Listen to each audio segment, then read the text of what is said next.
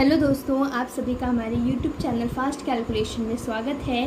तो इससे पहले की वीडियो में हमने अपने एक्सरसाइज 4.3 के क्वेश्चन नंबर 7 तक ऑलरेडी सॉल्व कर लिया है। तो आज के इस वीडियो में मैं क्वेश्चन नंबर 8 को समझाऊंगी आसान भाषा में। तो चलिए बिना किसी देरी के अपनी इस वीडियो को स्टार्ट करें। क्वेश्चन नंबर 8 में दिया गया है, अमेरिका और कनाडा जैसे देशों में तापमान फ़ारेनहाइट में मापा जाता है, जबकि भारत जैसे देशों में तापमान सेल्सियस में मापा जाता है। ये आपको एक समीकरण दिया गया है जो कि फ़ारेनहाइट को सेल्सियस में चेंज करता है। ठीक है, अब सेल्सियस को एक्स अक्ष और फ़ारेनहाइट को वाई अक्ष मानकर ऊपर दिए गए रैखिक समीकरण का आलेख खींचिए। तो हमें आलेख को खींचना है। फिर दूसरे पॉइंट में दिया गया है आपको कि यदि तापमान 30 डिग्री सेल्सियस हो तो फ़ारेनहाइट में तापमान क्या होगा। थर्ड वाले ऑप्शन में यानी थर्ड वाले पॉइंट में दिया गया है, यदि तापमान 95 डिग्री फ़ारेनहाइट है तो सेल्सियस में तापमान क्या होगा। यदि तापमान 0 डिग्री सेल्सियस है तो फ़ारेनहाइट में तापमान क्या होगा। यदि तापमान 0 डिग्री फ़ारेनहाइट है तो सेल्सियस में तापमान क्या होगा।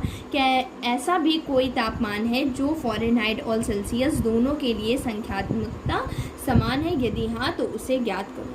तो इतना बड़ा सा क्वेश्चन हमें दिया गया है, तो इसको कैसे सॉल्व करेंगे चलिए देखते हैं। एक एक पॉइंट को सॉल्व करते हैं और बहुत ही आसानी से सॉल्व हो जाएगा। तो हमें क्या दिया गया है, एक तो ये समीकरण दिया गया है। तो हम क्या करेंगे, सबसे पहले अपने फर्स्ट पॉइंट को सॉल्व करते हैं जो कि सेल्सियस को एक्स अक्ष में और फ़ारेनहाइट को वाई अक्ष में मानकर ऊपर दिए गए रैखिक समीकरण का हमें आलेख खींचना है। तो सबसे पहले हम आलेख खींच लेते हैं, लेकिन हम अपने आलेख खींचने से पहले हम क्या करते हैं, हल को निकालते हैं। तो हमारा समीकरण f बराबर 9/5c + 32, ये जो समीकरण दिया गया है इसके लिए हम हल को निकाल लेते हैं। तो दो हल निकाल लेते हैं, उसकी मदद से हम क्या करेंगे, अपने समीकरण को खींच देंगे। तो मान लीजिए ये दो हमने हल निकालने हैं। एक में हम अब एक्स वाई यूज़ नहीं करेंगे, हम f और c यूज़ करेंगे। ठीक है, जो भी वेरिएबल यूज़ किया गया है हम उसी को यूज़ करते हैं। तो यहाँ पर f और c का यूज़ किया गया है तो हम f और c को यूज़ करेंगे। जहाँ पर x और y को यूज़ किया जाता है हम वहाँ पर उसका यूज़ करते हैं। अब अगर हम c का मान 0 रख दें, एक को हम अपनी तरफ से रखते हैं, तो जो हमारा समीकरण है f बराबर 9/5c + 32, यहाँ पर हम क्या करेंगे, c को 0 रखते हैं। तो हमारे पास फ़ारेनहाइट में मान कितना आ जाएगा, 0 का गुणा किसी भी नंबर में करेंगे वो 0 हो जाता है, और 0 में किसी भी नंबर को जोड़ते हैं तो वही नंबर आ जाता है। तो f का मान कितना आ गया हमारे पास, 32 आ गया। तो यहाँ पर हम लिख देते हैं f का मान 32 आ गया। अब इसके बाद मान लीजिए कि हम c की जगह कोई भी नंबर ले सकते हैं। आप छोटा भी ले सकते हैं, बड़ा भी ले सकते हैं, इसमें कोई भी प्रॉब्लम नहीं है।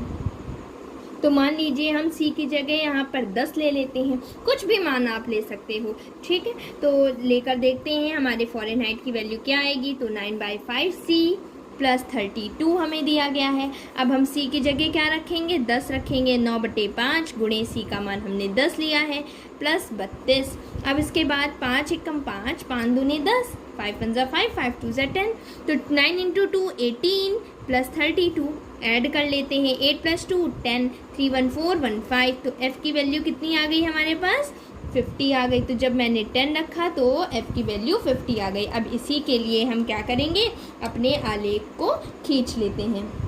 तो यहाँ पर हमने अपने आलेख को खींचा। अब इसके बाद ये कार्तीय तल है, अभी आलेख हमें खींचना है। तो इसमें हम एक्स अक्ष को, क्वेश्चन में क्या दिया गया था कि सेल्सियस को एक्स अक्ष में, तो ये हमारा एक्स अक्ष होता है, क्षैतिज रेखा एक्स अक्ष होती है। तो हम इसको क्या मानेंगे, इसको सेल्सियस से दिखाएंगे। क्यों, क्योंकि हमें क्वेश्चन में दिया गया था कि सेल्सियस को एक्स अक्ष में मानना है, तो हमने एक्स अक्ष में सेल्सियस को मान लिया। और वाई अक्ष में क्या मानना है, हमें वाई अक्ष में मानना है फ़ारेनहाइट को, तो फ़ारेनहाइट हम वाई अक्ष में ले लेंगे। ठीक है, कोई दिक्कत नहीं है। ठीक है, अब इसके बाद अब आगे देखते हैं सेल्सियस के लिए। सेल्सियस के लिए क्या है, 0। हमें एक्स अक्ष में कितना चलना है, 0। सेल्सियस एक्स अक्ष के लिए है ना, हाँ जी, एक्स अक्ष के लिए कोई प्रॉब्लम नहीं है। और वाई अक्ष में फ़ारेनहाइट है। तो 0,32 ये क्या हो जाएगा, 0,32 क्यों लिखा है समझ में आया, क्योंकि हम सबसे पहले x की वैल्यू लिखते हैं फिर y की वैल्यू लिखते हैं। सेल्सियस को क्योंकि हमने x अक्ष में दिखाया है तो हम पहले x की वैल्यू लिखेंगे सेल्सियस की, फिर फ़ारेनहाइट की। दूसरा पॉइंट है हमारा 10,50, तो हम यहाँ पर इसी को दिखा देते हैं। 0,32 कहाँ पर होगा 0,32, देखिए x की वैल्यू 0 है ना, तो हमें सेल्सियस के पास जाना ही नहीं है, हमें किसके पास जाना है, फ़ारेनहाइट। फ़ारेनहाइट में 30 यहाँ पर है, 32 थोड़ा सा ऊपर कर लीजिए। तो ये जो पॉइंट है इसको मान लीजिए कि ये जो पॉइंट दिया गया है ये क्या दिया गया है, 0,32 दिया गया है। दूसरा है 10,50, तो 10 x अक्ष में कितना चलना है 10, y अक्ष में कितना चलना है 50 चलना है, तो ये 10 है और ये 50, यहाँ पर कहीं पॉइंट दोनों मिलेंगे, ये 50 ये 10, तो ये हमारे पास 10,50 हो जाएगा। अब क्या करते हैं आलेख खींचने के लिए, दोनों के दोनों पॉइंट्स को मिला देते हैं।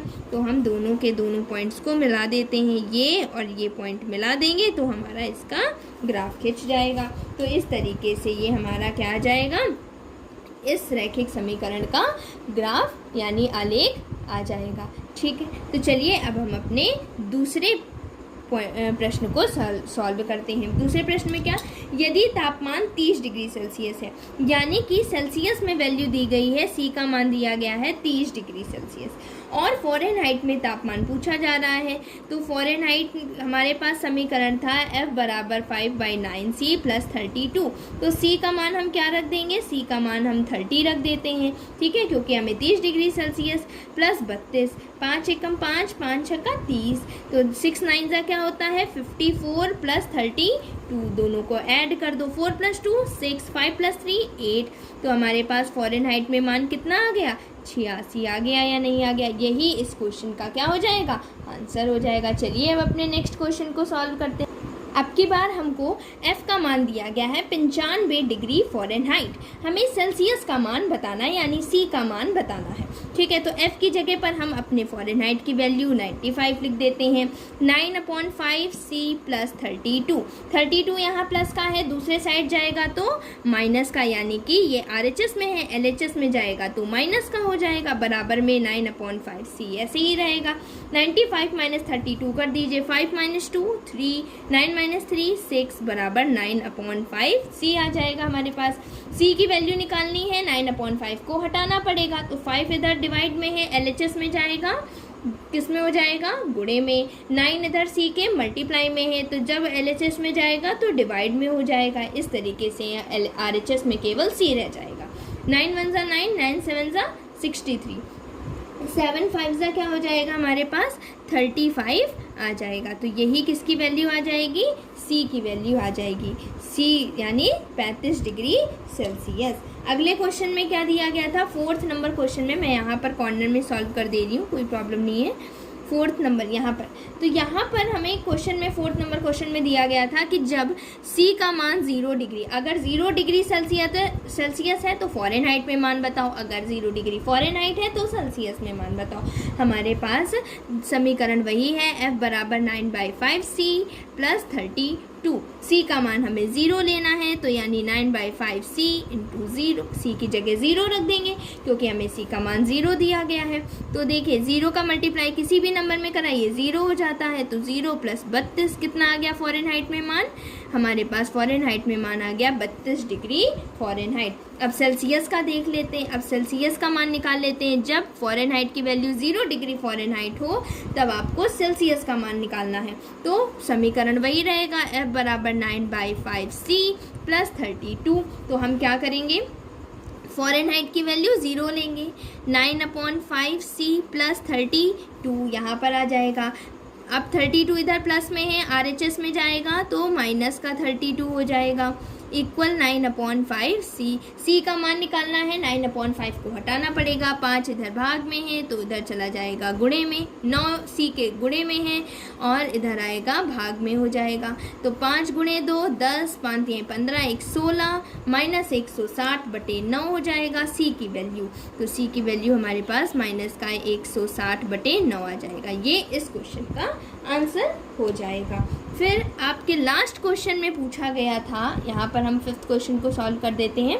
आपके लास्ट क्वेश्चन में हमसे पूछा गया था कि अगर सेल्सियस कोई ऐसा संख्यात्मक मान है जो सेल्सियस में भी वही हो और फ़ारेनहाइट में भी वही हो, तो हमें वो मान बताना है। अगर है तो वो मान बताना है। तो हम देखते हैं कैसे। हमसे क्वेश्चन में बोला जा रहा है कि फ़ारेनहाइट और सेल्सियस दोनों के मान बराबर होने चाहिए। तो वो कौन सी वैल्यू होगी जिस पर ये दोनों मान बराबर होंगे। तो हमने क्या लिया, मान लिया कि f बराबर c है। दोनों बराबर मान के चल रहे हैं कि हाँ कोई ऐसी वैल्यू है जिसके मान बराबर होंगे। तो हमने f बराबर c मान लिया। अब f बराबर क्या है, 9/5c + 32। अब हम क्या कर सकते हैं, f की जगह c यूज़ कर सकते हैं। तो हम क्या करेंगे, यहाँ पर देखिए, या फिर c की जगह f भी यूज़ कर सकते हैं, कोई प्रॉब्लम नहीं। तो ऐसा मान लेते हैं f की जगह हम c यूज़ कर लेते हैं क्योंकि दोनों के मान बराबर हैं। तो +32 c - 9/5 c = 32। 9/5 c इधर प्लस में था, जब आप RHS में ले जाओगे, LHS में ले जाओगे तो माइनस का हो जाएगा। तो ये हो गया, या इसके बटे में कुछ नहीं है तो 1 मान लो। 1 और 5 का एलसीएम क्या आ जाएगा, 5 आ जाएगा। 1 से क्या देते हैं, 5 में भाग देते हैं। हम जैसे हम भिन्नों को सॉल्व करते हैं, भिन्नों को जोड़ना, भिन्नों को घटाना जैसे हम करते हैं, बिल्कुल वैसे ही करना है। तो यहाँ पर भिन्नों को जो घटाने के लिए क्या करते हैं, एलसीएम लेते हैं। 5 और 1 का एलसीएम 5 होता है। 1 का भाग पहले देते हैं, जो भी आता है उसका अंश में गुणा कर देते हैं। तो 1 का भाग 5 में देंगे, 5 आएगा। 5 गुणे c 5c, माइनस 5 का भाग 5 में देंगे, 1 आएगा। और 1 गुणे 9c 9c बराबर 32। तो यहाँ पर 5c - 9c। अब हम छोटे नंबर से तो बड़े नंबर को घटा नहीं सकते, तो हम क्या करेंगे, बड़े नंबर से छोटे नंबर को घटाएंगे। 9 - 5 4c। लेकिन बड़ा नंबर कौन है, 9c, उसका साइन क्या है, माइनस। तो हम आंसर में भी क्या लगा देंगे, माइनस, क्योंकि हमेशा बड़े नंबर का साइन आता है। अपॉन में 5 बराबर 32। c बराबर क्या हो जाएगा, 32 × 5। हमें c का मान निकालना है ना, तो बाकी सबको हटा दो। 5 भाग में है c के, तो इधर गुणे में चला जाएगा। 4 -4 जो है वो c के गुणे में है, तो इधर आ जाएगा भाग में। तो 4 × 1 = 4, 4 × 8 = 32। 8 गुणे 5 40। माइनस भी तो लगा हुआ था, तो हम क्या करेंगे, माइनस को अपने ऊपर ले जाएंगे अंश में, तो माइनस का 40 आ जाएगा। तो c का मान कितना आ गया, हमारे 40 आ गया। तो f और c क्या थे, बराबर थे। तो अगर c का मान 40 है तो f का मान भी क्या आ जाएगा, -40। c का मान -40 था, f का मान भी कितना आ गया, -40। तो हम आंसर क्या लिख सकते हैं कि हाँ दोनों मान बराबर होंगे। और कौन सा संख्यात्मक मान होगा, -40 डिग्री फ़ारेनहाइट में भी होगा और सेल्सियस में भी होगा। तो यही इस क्वेश्चन का क्या हो जाएगा, आंसर हो जाएगा। तो आशा करती हूँ कि आपको क्वेश्चन नंबर 8 आसानी से समझ में आ गया होगा। फिर भी आपको इससे रिलेटेड कोई भी डाउट है तो आप हमसे कमेंट सेक्शन में पूछ सकते हैं। और इस वीडियो का क्या फीडबैक रहा, आप हमें कमेंट सेक्शन में अपना फीडबैक भी दे सकते हैं। तो अगर आपके लिए वीडियो हेल्पफुल रहा हो तो आप हमारे चैनल फास्ट कैलकुलेशन को लाइक करें, शेयर करें और सब्सक्राइब करें, ताकि आगे आने वाले सारे नोटिफिकेशन सबसे पहले आप तक पहुँच सकें। Thank you for watching this video.